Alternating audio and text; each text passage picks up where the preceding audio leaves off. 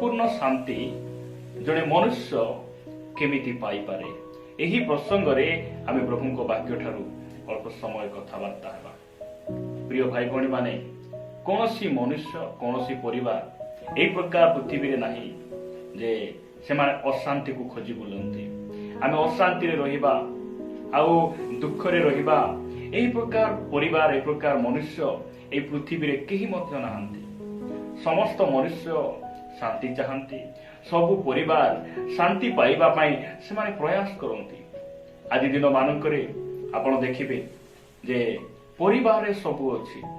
सेमानकर job अछि, तांको पाखरे एजुकेशन अछि, सेमाने उच्च शिक्षित अटंती, सेमानक पाखरे टंका अछि, सोना अछि, किंतु सेमाने संपूर्ण शांति को सेमाने आज प्राप्त होई नांते।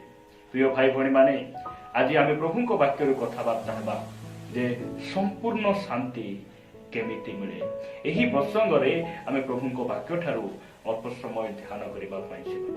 मो सहित आपण माने लूक लिखित सुसमाचार को आसिबे। लूक लिखित सुसमाचार 2 अध्याय रु केतोटी वाक्य पढु पढु आमे आगु बढ़िबा। लूक लिखित सुसमाचार 2 अध्याय 13 आ 14 पद मो आपण मानक निमंते पढिबा पई चाहे।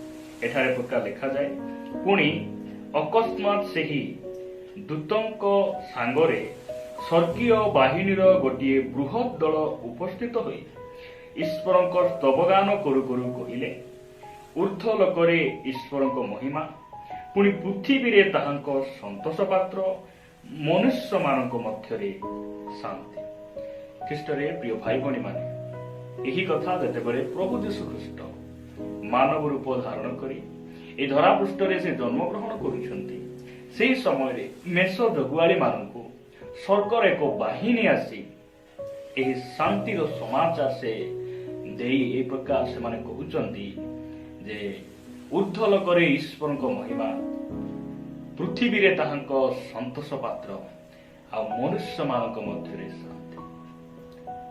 प्रिय प्रभु को लोक माने मो आपण मानक कहिबा पई चाहे जे प्रभु यीशु ख्रीष्ट ए धरा पृष्ठ को से रोग सुस्थ करिबा पई, केवल आम पाप निमंते क्रूसरे मृत्युवरण करिबा पई से आसी नथिले। आमको से जेपरी परित्राण दियंती, आमको पाप उद्धार करंती, आमको से संपूर्ण शांति को दियंती, एति पाई से धरा पृष्ठ को आसीते। जदि आपण माने जिसाई पुस्तक को जिबे, जिसाई पुस्तक 9 अध्याय 6 पदरे लिखा जाए, कारण आंभ मानक निमंते एक बालक जन्मी अछंती, आंभ मानक एक पुत्र दत्त होई अछंती, और ताहांक स्कंदरे कर्तृत्व भार थुआ जीव, पुणी ताहांकर नाम आश्चर्य, मंत्री, पराक्रांत, परमेश्वर, अनंतकालीन पिता, शांति राजा हेबो।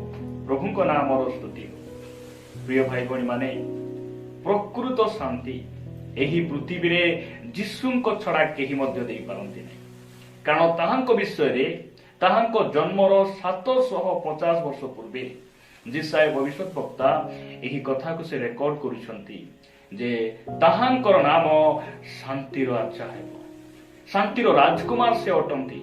यीशुंक बिना एही पृथ्वी रे वास्तव शांति, प्रकृत शांति, संपूर्ण शांति देवा व्यक्ति केही मध्य नाहंती, केही मध्य नाहंती। प्रभुंक नामर स्तुति हो। प्रिय भाई भणी मान कहबा पई चाहे, आपण गोटे अशांति दे जाउछंती कि, आपण गोटे दुख दे जाउछंती कि, आपणकर अशांति, आपणकर दुख को, आपणकर समस्त अमंगल को यीशु मंगल रे परिणत करि परिबे। से सामर्थी प्रभु अटंती, आ वास्तव संपूर्ण शांति केवल यीशु देई पारंती। ताहांक छड़ा ए पृथ्वी रे केही मध्य शांति देई पारंती नै, देई पारंती नै। जदि आपण माने मो सहित एफिसियो पुस्तक को आसीबे, एफिसियो पुस्तक 2 अध्याय 14 पदरे साधु पाउल एक प्रकार कहंती, कारण से तो आंभ मानक शांति, से शत्रुता स्वरूप मध्यवर्ती विच्छेद प्राचीर भग्न करी उभय को एक करी अछंती। प्रभु का नाम स्तुति हो। से तो आमर शांति किए प्रभु यीशु ख्रीष्ट, से ही आमर शांति अटंती। एही जगत मध्य रे जने मनुष्य शांति पाइबार अछि, संपूर्ण शांति प्राप्त हेबार अछि, यीशुंक छड़ा केही मध्य देई पारिबे नै। ଦେଇପାରିବେ ନାହିଁ। ଆପଣମାନେ ଯୋହନ ଲିଖିତ ସୁସମାଚାର 14 ଅଧ୍ୟାୟକୁ ଆସିବେ। 14 ଅଧ୍ୟାୟ 27 ପଦରେ ପ୍ରଭୁ ଯୀଶୁ ଖ୍ରୀଷ୍ଟ ଏ ପ୍ରକାର କହନ୍ତି, ମୁଁ ତୁମ୍ଭମାନଙ୍କୁ ଶାନ୍ତି ଦାନ କରି ଯାଉଅଛି, ମୋର ନିଜର ଶାନ୍ତି ତୁମମାନଙ୍କୁ ଦାନ କରୁଅଛି। ଜଗତ ଯେପରି ଦାନ କରେ ମୁଁ ତୁମମାନଙ୍କୁ ସେପରି ଦାନ କରୁନାହିଁ। ତୁମ୍ଭମାନଙ୍କ ହୃଦୟ ଉଦ୍ବିଗ୍ନ କି ଭୟଗ୍ରସ୍ତ ନ ହେଉ। ପ୍ରଭୁ ଯୀଶୁ ଖ୍ରୀଷ୍ଟ ଏଠାରେ ଏକ ଗୁରୁତ୍ୱପୂର୍ଣ୍ଣ କଥା ସେ କହୁଛନ୍ତି ଯେ ଜଗତ ଯେପରି ଶାନ୍ତି ଦାନ କରେ ମୁଁ ସେହିପରି ଶାନ୍ତି ମୁଁ ତୁମକୁ ଦେଉନାହିଁ। ପ୍ରଭୁ ଯୀଶୁ ଖ୍ରୀଷ୍ଟ କହିବା ଅନୁସାରେ ଜଗତରେ ମଧ୍ୟ ଶାନ୍ତି ଅଛି, ଜଗତ ମଧ୍ୟ ଶାନ୍ତି ଦିଏ, କିନ୍ତୁ ସମ୍ପୂର୍ଣ୍ଣ ଶାନ୍ତି କେବଳ ଯୀଶୁ ଦିଅନ୍ତି। ବାସ୍ତବ ଶାନ୍ତି କେବଳ ଯୀଶୁ ଦିଅନ୍ତି। ବେଳେ ବେଳେ ଯଦି ଆମର ରୋଜଗାର ବଢିଯାଏ, ଟଙ୍କା ବେଶୀ ଆମମାନଙ୍କର ଆକାଉଣ୍ଟରେ ଜମା ହୁଏ, ସେ ସମୟରେ ମନୁଷ୍ୟ ଭାବେ ଯେ ମୁଁ ଏଥର ମୁଁ ଶାନ୍ତିରେ ରହିପାରିବି, ମୁଁ ସମ୍ପୂର୍ଣ୍ଣ ଭାବରେ ମୋର ଯାହା ଲକ୍ଷ୍ୟକୁ ମୁଁ କଣ କରିଛି ମୁଁ ପ୍ରାପ୍ତ ହେଇଛି, ଏ ପ୍ରକାର ସେ ମନ ମଧ୍ୟରେ ଚିନ୍ତା କରେ। ମାତ୍ର ଏହି ଜଗତରେ ଟଙ୍କା ଦ୍ୱାରା ପାଇଥିବା ଶାନ୍ତି, କୌଣସି ଯଦି ଆକ୍ସିଡେଣ୍ଟ ଆସିବ, ରୋଗ ଆସିବ, ସେ ସବୁ ଟଙ୍କା ଖର୍ଚ୍ଚ ହେଇଗଲା ପରେ ପରିବାରରେ ଆହୁରି ମନୋମାଳିନ, ପରିବାରରେ ଅଶାନ୍ତି ଉତ୍ପନ୍ନ ହେବ। ପ୍ରିୟ ଭାଇ ଭଉଣୀ ମାନେ, ପ୍ରଭୁ ଯୀଶୁ ଖ୍ରୀଷ୍ଟଙ୍କ ଛଡା ଶାନ୍ତି କେହି ଦେଇପାରନ୍ତି ନାହିଁ। ଆଜି ଅନେକ ଯୁବା ଯୁବତୀ, ବିବାହିତ ମହିଳା ପୁରୁଷ, ସ୍ତ୍ରୀ ଥାଉ ଥାଉ ଆଉ ଗୋଟେ ସ୍ତ୍ରୀ ପଛରେ, ସ୍ୱାମୀ ଥାଉ ଥାଉ ଆଉ ଗୋଟେ ସ୍ୱାମୀ ପଛରେ, ଯଦି ଆପଣ ମାନେ ସମୀରଣୀୟ ସ୍ତ୍ରୀ କଥା ଚିନ୍ତା କରିବେ, ସେ ଶାନ୍ତିକୁ ପାଇବା ପାଇଁ, ସମ୍ପୂର୍ଣ୍ଣ ଶାନ୍ତି ପାଇବା ପାଇଁ ସେ ନିଜର ଜୋତା ଭଳି, ନିଜ ଚପଲ ଭଳି ସେ ପାଞ୍ଚଟା ସ୍ୱାମୀକୁ ସେ ବଦଳାଉଛନ୍ତି, ମାତ୍ର ସେ ଶାନ୍ତିକୁ ପାଇପାରୁନାହାନ୍ତି। ଯେତେବେଳେ ପ୍ରଭୁ ଯୀଶୁ ଖ୍ରୀଷ୍ଟଙ୍କୁ ସେ ସାକ୍ଷାତ କରୁଛନ୍ତି, ତାହାଙ୍କର ଜୀବନ ବଦଳି ଯାଉଛି, ସେ ଆନନ୍ଦରେ ପରିଣତ ହେଉଛନ୍ତି, ସେ ସମ୍ପୂର୍ଣ୍ଣ ଶାନ୍ତିକୁ ଭୋଗ କରୁଛନ୍ତି।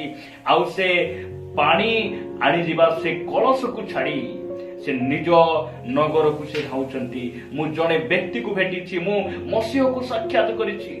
ଖ୍ରୀଷ୍ଟରେ ପ୍ରିୟ ଭାଇ ଭଉଣୀ ମାନେ, ମୁଁ ଆପଣମାନଙ୍କୁ କହିବା ପାଇଁ ଚାହେଁ, ଯଦି ଆପଣ ଗୋଟେ ଅଶାନ୍ତି ଦେଇ ଯାଉଛନ୍ତି, ଆପଣ ନିର୍ଯାତନା ମଧ୍ୟରେ ଅଛନ୍ତି, ଆପଣ ଉପଦ୍ରବ ପ୍ରାପ୍ତ ଅଟନ୍ତି, ଆପଣଙ୍କୁ ମୁଁ କହିବା ପାଇଁ ଚାହେଁ, ଆପଣଙ୍କୁ କେବଳ ଯୀଶୁ ହିଁ ସେହି ସବୁ ବନ୍ଧନରୁ ସେ ମୁକ୍ତ କରିବେ।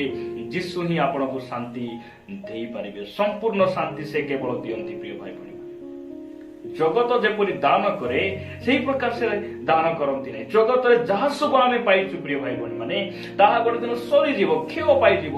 ଆମମାନଙ୍କର ମୃତ୍ୟୁରେ ସବୁ କିଛି ଆମକୁ ଛାଡି ଯିବାକୁ ପଡିବ। ମାତ୍ର ଖ୍ରୀଷ୍ଟ ଆମକୁ ଯେଉଁ ଶାନ୍ତି ଦେଇଛନ୍ତି, ଏହି ଜଗତ, ରୋଗ, ମୃତ୍ୟୁ, କୌଣସି ଲୁହ, ଅଭାବ, ନିନ୍ଦା, ତାଳନା ଆମକୁ ସେହି ଶାନ୍ତି ଠାରୁ ଅଲଗା କରିପାରିବ ନାହିଁ। ସେହି ଶାନ୍ତିକୁ କେହି ହରଣ କରି ନେଇ ପାରିବେ ନାହିଁ। ଆଉ ସେହି ଶାନ୍ତି ଦେବା ପାଇଁ ପ୍ରଭୁ ଯୀଶୁ ଖ୍ରୀଷ୍ଟ ଏ ଧରା ପୃଷ୍ଠକୁ ଆସିଲେ। ଆଉ ସେହି ଶାନ୍ତି ଆପଣଙ୍କୁ ଆଜି ଦେବା ପାଇଁ ସେ ପ୍ରସ୍ତୁତ ଅଟନ୍ତି। ଆଜି ମଧ୍ୟ ତାଙ୍କ ପାଖରେ ସେ ଶାନ୍ତି ସରି ନାହିଁ।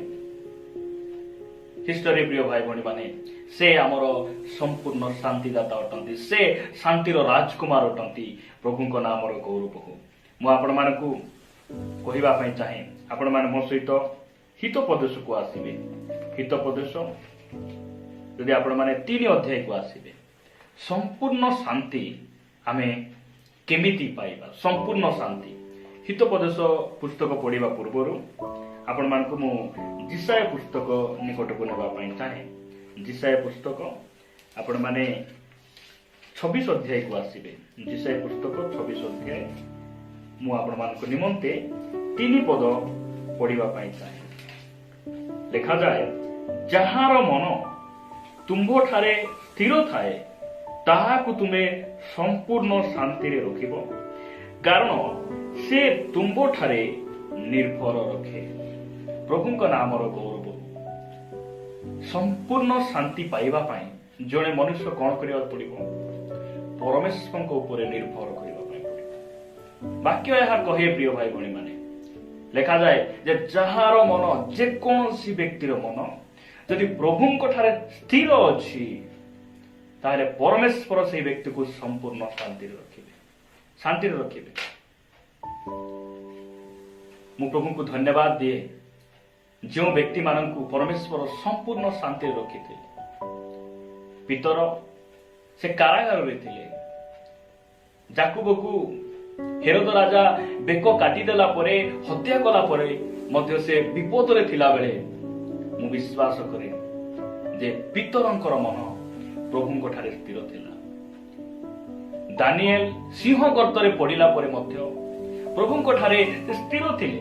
ତାହାଙ୍କର ମନ ପ୍ରଭୁଙ୍କ ଉପରେ ଥିଲା, ଭରସା ପରମେଶ୍ୱର ଥିଲେ, ଆଉ ପରମେଶ୍ୱର ସେମାନଙ୍କୁ କୌଣସି କ୍ଷତି ହେବା ପାଇଁ ଦେଲେ ନାହିଁ। ସଦ୍ରକ ମୈଶକ ଅବେଦନଗୋ ସେମାନେ ପ୍ରଭୁଙ୍କ ଉପରେ ନିର୍ଭର କଲେ, ତାହାଙ୍କର ମନ ପ୍ରଭୁଙ୍କ ଠାରେ ସ୍ଥିର ରହିଲା, ଆଉ ପରମେଶ୍ୱର ସେମାନଙ୍କୁ ଶାନ୍ତିରେ ରଖିଲେ, ସେମାନଙ୍କୁ କିଛି ମଧ୍ୟ କ୍ଷତି ହେଲା ନାହିଁ। ପ୍ରିୟ ଭାଇ ଭଉଣୀ ମାନେ, ଆମକୁ ନିନ୍ଦା ତାଳନା ଅପମାନ ଅଭାବ ରୋଗ କ୍ଲେଶ ଦେଇ ଗଲାବେଳେ ଆମର ମନ ଆମେ କାହାଠାରେ ଆମେ ସ୍ଥିର କରିଛୁ? ଆଜି ଆମେ ଅଶାନ୍ତି ଭୋଗ କରିବାର କାରଣ ଆଜି ଅନେକ ଭାଇ ଭଉଣୀ ମାନେ ସେମାନଙ୍କର ମନ ଟଙ୍କାରେ ସ୍ଥିର ରହିଛି, ଜବରେ ସ୍ଥିର ରହିଛି, ଜଗତ ପ୍ରତି ସେମାନଙ୍କ ମନ ସ୍ଥିର ରହିଛି, ସେଥିପାଇଁ ସେମାନେ ସମ୍ପୂର୍ଣ୍ଣ ଶାନ୍ତିକୁ ପ୍ରାପ୍ତ ହେଇପାରନ୍ତି। ବାକ୍ୟ କହେ ଯେଉଁମାନଙ୍କର ମନ ସଦାପ୍ରଭୁଙ୍କ ସ୍ଥିର ଥାଏ ଆଉ ପରମେଶ୍ୱର ସେମାନଙ୍କୁ କଣ କରିବେ? ସମ୍ପୂର୍ଣ୍ଣ ଶାନ୍ତିରେ ରଖିବେ। ଆପଣ ଆଉ ମୁଁ ସମ୍ପୂର୍ଣ୍ଣ ଶାନ୍ତି ଆମେ ପାଇବାକୁ ଯଦି ଚାହୁଁ, ଆମର ମନକୁ ଆଜି ଆମେ ପ୍ରଭୁଙ୍କ ଠାରେ ସ୍ଥିର ରଖିବା। ପ୍ରଭୁଙ୍କ ଠାରେ ସ୍ଥିର ରଖିବା, ସେ ଆମକୁ, ଆମ ପରିବାରକୁ, ଆମ ସେବା କାର୍ଯ୍ୟକୁ, ଆମର ପୁଅ ଝିଅ ସମସ୍ତଙ୍କୁ ସେ କଣ କରିବେ? ସମ୍ପୂର୍ଣ୍ଣ ଶାନ୍ତିରେ ସେ ରଖିବେ। ଏହା ପ୍ରଭୁଙ୍କ ବାକ୍ୟ ଅଟେ। ପ୍ରିୟ ଭାଇ ଭଉଣୀ ମାନେ, ଆଉ ପରମେଶ୍ୱର ତାଙ୍କ ବାକ୍ୟ ଦ୍ୱାରା ସେମାନଙ୍କୁ କଥା କହୁଛନ୍ତି। ଆପଣମାନଙ୍କ ନିକଟରେ ମୁଁ ହିତୋପଦେଶରୁ ଗୋଟେ ପଦ ରଖିବା ପାଇଁ ଚାହେଁ। ଆପଣମାନେ ମୋ ସହିତ ହିତୋପଦେଶ 3 ଅଧ୍ୟାୟକୁ ଆସିବେ। ହିତୋପଦେଶ 3 ଅଧ୍ୟାୟ 1 ଆଉ 2 ପଦ ଲେଖାଯାଏ, ହେ ମୋହର ପୁତ୍ର, ତୁମ୍ଭେ ମୋହର ବ୍ୟବସ୍ଥା ପାଶର ନାହିଁ, ମାତ୍ର ତୁମ୍ଭର ହୃଦୟ ମୋହର ଆଜ୍ଞା ସବୁ ପାଳନ କରୁ। ଯଦି ଆପଣ ମାନେ 2 ପଦ ଦେଖିବେ, ଯେହେତୁ ତୋ ଦ୍ୱାରା ପରମାୟୁର ଦୀର୍ଘତା ଓ ଜୀବନର ବର୍ଷ ସଂଖ୍ୟା ଓ ଶାନ୍ତି ବୃଦ୍ଧି ହେବ। ପ୍ରଭୁଙ୍କ ନାମର ଗୌରବ। ଶାନ୍ତି କେମିତି ବୃଦ୍ଧି ହେବ? ପରମେଶ୍ୱରଙ୍କର ବାକ୍ୟ ପାଳନ କରିବା ଦ୍ୱାରା। ଆମ ପରିବାରରେ ଶାନ୍ତି ବୃଦ୍ଧି କରିବାର ଅଛି। ଆମେ ଯଦି ଶାନ୍ତିରେ ରହିବାର ଅଛି, ଆମେ ପରମେଶ୍ୱରଙ୍କର ବାକ୍ୟକୁ ମାନିବାର ଆବଶ୍ୟକ ରହିଛି। ପରମେଶ୍ୱରଙ୍କର ନିୟମର ସୀମା ଭିତରେ, ବାକ୍ୟ ଭିତରେ ଆମେ ରହିବାର ଆବଶ୍ୟକ ରହିଛି। ଏହା ପ୍ରଭୁଙ୍କର ବାକ୍ୟ କହେ। ଖ୍ରୀଷ୍ଟରେ ପ୍ରିୟ ଭାଇ ଭଉଣୀ ମାନେ, ପ୍ରଭୁ ଆମକୁ କହିଛନ୍ତି ଯେ ସ୍ୱାମୀ ଆପଣା ସ୍ତ୍ରୀକୁ ଆତ୍ମତୁଲ୍ୟ ପ୍ରେମ। ଯଦି ଆମେ ଏହି କଥା ମାନିବୁ, ଆମେ ସମ୍ପୂର୍ଣ୍ଣ ଶାନ୍ତିକୁ ଆମେ ପାଇପାରିବୁ। ପ୍ରଭୁ କହିଛନ୍ତି ଆମେ ତୁମର ପ୍ରତିପାଳକ। ଯଦି ଆମେ ସେ ପ୍ରତିପାଳକ ଉପରେ ଆମେ ନିର୍ଭର କରିବୁ, ଆମ ଜୀବନରେ ଆମେ ଅଶାନ୍ତିକୁ ଦେଖିବୁ ନାହିଁ। ସେ ଆମକୁ କହିଛନ୍ତି ତୁମଠାରେ ଯାହା କିଛି ଅଛି ସେଥିରେ ତୁମେ ସନ୍ତୁଷ୍ଟ ରୁହ, ଆମେ ତୁମକୁ କେବେ ମଧ୍ୟ ଛାଡ଼ିବା ନାହିଁ, କେବେ ପରିତ୍ୟାଗ କରିବା ନାହିଁ। এই ସବୁ ବିଷୟ ଯଦି ଆମେ ମାନିଥାନ୍ତୁ, ଆମେ କେବେ ମଧ୍ୟ ଅଶାନ୍ତି ଭୋଗ କରିନଥାନ୍ତୁ। ଆଜି ଅନେକଙ୍କ ମନରେ ଅଶାନ୍ତି, କାରଣ ଆମେ ପରମେଶ୍ୱରଙ୍କର ବାକ୍ୟର ଆଜ୍ଞା ବହ ହେଇନାହୁଁ। ଲେଖାଯାଏ ଏ ଜଗତର ସବୁ ସୌନ୍ଦର୍ଯ୍ୟ, ଏ ଜଗତର ଧନ ସମ୍ପତ୍ତି ସବୁ କଣ? ଗୋଟେ ଫୁଲ ସଦୃଶ ଅଟେ, ପାଣିର ଫୋଟକା ପରି ଅଟେ, ଯେ ଏ ସବୁ ବିଷୟ ଗୋଟେ ଦିନ କ୍ଷୟ ପାଇବ। ଆମେ ଏ ଜଗତରେ ଯାହା ସବୁ ପାଇଛୁ ଗୋଟେ ଦିନ ଛାଡ଼ି ଆମର ବାସ୍ତବ ଘରକୁ, ପିତାଙ୍କ ନିକଟକୁ ଆମକୁ ଯିବାକୁ ହେବ। ଏହି କଥା ଯଦି ଆମେ ଗ୍ରହଣ କରିଥାନ୍ତୁ, ଆଜି ଶାନ୍ତି ପାଇବା ପାଇଁ ଟଙ୍କାର ପଛରେ, ଜଗତର ଅଭିଳାଷ ପଛରେ, ନାମ ମର୍ଯ୍ୟାଦା ପ୍ରତିଷ୍ଠିତ ମାନ୍ୟଗଣ ହେବାରେ ଇଚ୍ଛା ଶକ୍ତି, ଏସବୁ ବିଷୟରେ ଆମେ ଅଗ୍ରସର ହେଇନଥାନ୍ତୁ। ପ୍ରିୟ ଭାଇ ଭଉଣୀ ମାନେ, ଆମେ ପ୍ରଭୁଙ୍କର ବାକ୍ୟକୁ ମାନିବା, ପ୍ରଭୁଙ୍କର ବାକ୍ୟକୁ ମାନିବା, ଯାହା ଅଛି ତାହାରେ ଆମେ ସନ୍ତୁଷ୍ଟ ହେବା। ପ୍ରଭୁଙ୍କ ବାକ୍ୟ କହେ ତୁମକୁ ଅନ୍ନ ଆଉ ବସ୍ତ୍ର ଥିଲେ ଯଥେଷ୍ଟ, କାରଣ ତୁମେ ଏ ଜଗତକୁ ଆସିଲା ବେଳେ କିଛି ଆଣିନାହଁ, ଯେ ତୁମେ ଗଲା ବେଳେ ମଧ୍ୟ କିଛି ନେଇପାରିବ ନାହିଁ। ଆପଣ ପୁରାତନ ନିୟମର ଜଣେ ଭକ୍ତ ଆୟୁବଙ୍କୁ ଦେଖନ୍ତୁ। ସମ୍ପତ୍ତି ସବୁ ନଷ୍ଟ ହେଇଗଲା ପରେ, ଫଳ ବଳଦ ସବୁ ମୃତ୍ୟୁ କଲା ପରେ, ତାଙ୍କର 10ଟି ପୁଅ ଝିଅ ମରିଗଲା ପରେ ମଧ୍ୟ ସେ କହୁଛନ୍ତି ସଦାପ୍ରଭୁ ଦେଲେ, ସଦାପ୍ରଭୁ ନେଲେ, ତାହାଙ୍କ ନାମର ଧନ୍ୟବାଦ ହେଉ। ପ୍ରିୟ ଭାଇ ଭଉଣୀ ମାନେ, ଜଗତ ପଛରେ ଯିବା ନାହିଁ। ଜଗତ ଆମ ପାଇଁ ଗୋଟେ ଶାନ୍ତିର ସ୍ଥାନ ନୁହେଁ। ଜଗତ କୌଣସି ମନୁଷ୍ୟକୁ ଶାନ୍ତି ଦେଲା ପରି ଜଗତରେ କୌଣସି ବିଷୟ ନାହିଁ। ଯୀଶୁଙ୍କ ଛଡା, ପ୍ରଭୁଙ୍କ ବାକ୍ୟ ଛଡା ଆମକୁ କେହି ମଧ୍ୟ ଶାନ୍ତି ଦେଇପାରିବେନି। ପ୍ରକୃତ ଶାନ୍ତି, ସମ୍ପୂର୍ଣ୍ଣ ଶାନ୍ତି ଜଣେ ମନୁଷ୍ୟ କେମିତି ପାଇବ? ଯୀଶୁଙ୍କ ନିକଟକୁ ଯିବା ପାଇଁ ପଡ଼ିବ। ଯୀଶୁ ଶାନ୍ତିର ରାଜକୁମାର ଅଟନ୍ତି। ଦ୍ୱିତୀୟ ବିଷୟ, ଜଣେ ମନୁଷ୍ୟ ସମ୍ପୂର୍ଣ୍ଣ ଶାନ୍ତି କେମିତି ପାଇବ?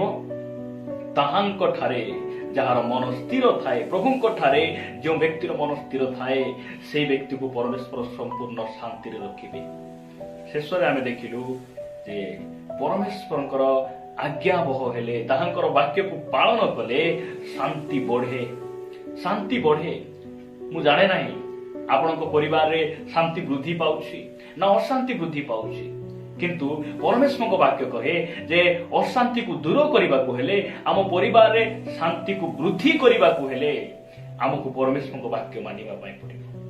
ତାହାଙ୍କର ବାକ୍ୟ ଆମ ହୃଦୟରେ ଆମେ ରଖିବା ପାଇଁ ପଡ଼ିବ। ବାକ୍ୟ ଅନୁଯାୟୀ ଆମେ ଜୀବନ ଯାପନ କରିବା ପାଇଁ ପଡ଼ିବ। ଖ୍ରୀଷ୍ଟରେ ପ୍ରିୟ ଭାଇ ଭଉଣୀ ମାନେ, ଏସବୁ ଶିକ୍ଷାକୁ ଆମ ନିଚର କରିବା, ଏସବୁ ଶିକ୍ଷାକୁ ଆମେ ଗ୍ରହଣ କରି ବାକ୍ୟ ଉପରେ ଆମେ ଠିଆ ହେବା, ଯଦ୍ୱାରା ଆମେ ଏହି ଜଗତ ମଧ୍ୟରେ ରହି, ଏହି ଅଶାନ୍ତ ଜଗତରେ ରହି ଆମେ ସମ୍ପୂର୍ଣ୍ଣ ଶାନ୍ତିକୁ ଆମେ ପ୍ରାପ୍ତ ହୋଇପାରିବା।